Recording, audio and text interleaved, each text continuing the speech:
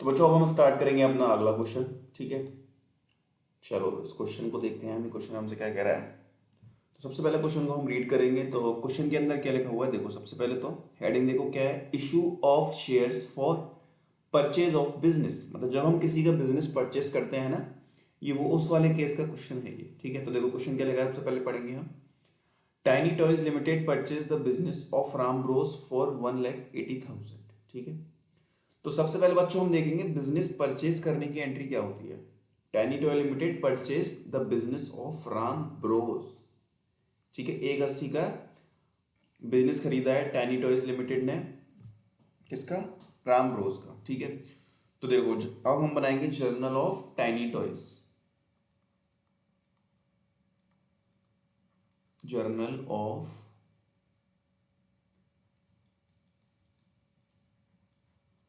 Tiny toys. ठीक है, सबसे बच्चों फर्स्ट एंट्री बेसिक एंट्री है इसकी, जो कि हम बिजनेस परचेस करने की करेंगे। ठीक है, तो सबसे फर्स्ट एंट्री क्या होती है देखेंगे यहाँ पे हम, sundry assets account debit to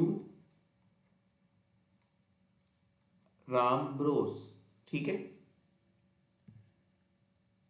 चलो अब ये हमने बच्चों बिजनेस परचेज कर लिया है।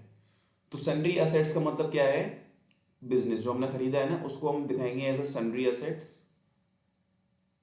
ठीक है, और किससे खरीदा है, टू राम ब्रोस। और अमाउंट कितना है बच्चों, 1,80,000 का हमने खरीदा है, और 1,80 है। ठीक है, तो ये हमने बिजनेस परचेस करने की एंट्री कर ली, ये बेसिक एंट्री है, ये सबसे पहले हमें करनी है। Next, payable in full paid equity shares. ठीक है, सारा जो पैसा है वो हम कैसे कर रहे हैं, इक्विटी शेयर्स में कर रहे हैं, जो कि हमारा इक्विटी शेयर 10 रुपए का एक शेयर है। What entries will be passed in the book of Tiny Toy Limited if the issue is at par और at premium हो 20%। अब इसके अंदर बच्चों दो केस हैं। ठीक है, सबसे पहले है केस वन। केस वन के अंदर क्या है, एट पार। एट पार का मतलब क्या होता है कि एक मतलब जो है ना 1,80 में हमने खरीदा है सेम अमाउंट।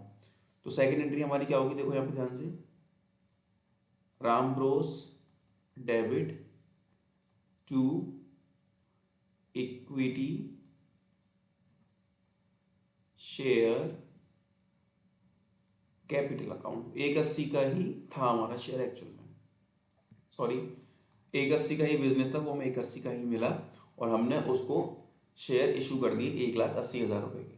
ठीक है, हमने उसको 1,80,000 रुपए के शेयर्स इशू कर दिए। अब देखो अब इसका आता है बच्चों सेकंड केस। सेकंड केस के अंदर क्या कह रहा है, at a premium of 20%।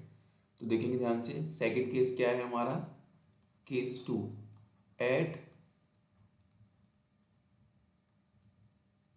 Premium of 20%। अब सेकंड केस के अंदर कह रहा है कि हमने 20% प्रीमियम पर अपना शेयर जो है वो इशू किया है। ठीक है, तो सबसे पहले हमारा एक शेयर 10 रुपए का था, और हम प्रीमियम भी दे रहे हैं 20 रुपए का। तो देखो ध्यान से, 10 का 20% कितना हो गया, 2 रुपए। मतलब 10 रुपए फेस वैल्यू है, और 2 रुपए हमारे प्रीमियम के हैं। तो सेकंड एंट्री इसमें हम क्या करेंगे, देखो ध्यान से, सेकंड एंट्री इसमें हम करेंगे Ram Bros debit to equity share capital account और to security premium reserve account. 1,80 तो यहां आ गया। अब बच्चों इस केस में हमको शेयर निकालने पड़ेंगे सबसे पहले तो। ठीक है, तो हम बनाएंगे वर्किंग नोट। अब वर्किंग नोट बना लिया हमने, अब शेयर कैसे निकालेंगे, देखो ध्यान से।